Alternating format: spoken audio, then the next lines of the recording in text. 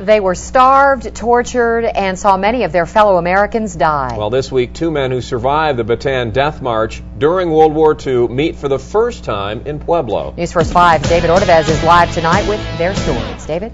And this all happened more than 65 years ago, but for these 2 men, the horror is something they'll never forget. During World War II, Dr. Bill Brenner and Leonard Robinson were prisoners of war.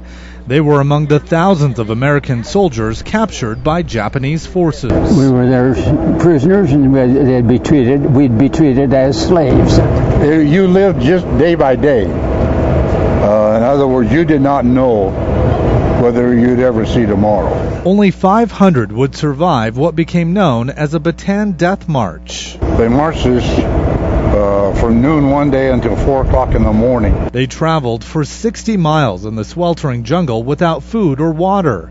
Many dropped dead or were executed. You could not dwell on how many had died. If you look back, you've been depressed the entire time. Then, at prison camp, barely enough food. A bite, next man bite, and so forth. What kept you going? My faith in God.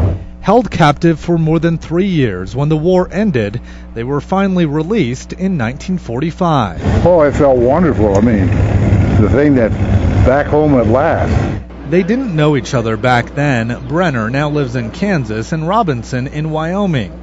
But they got the chance to finally meet in Pueblo, where they toured the Veterans Bridge on the Riverwalk. Enjoyed listening to him. It's another side of the war. A bond that can't be broken.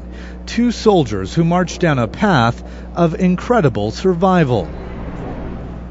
And Robinson is now 91 years old. Dr. Brenner is 96. Robin, Lisa? Boy, the things they saw. No kidding. In that generation, more and more dying every day.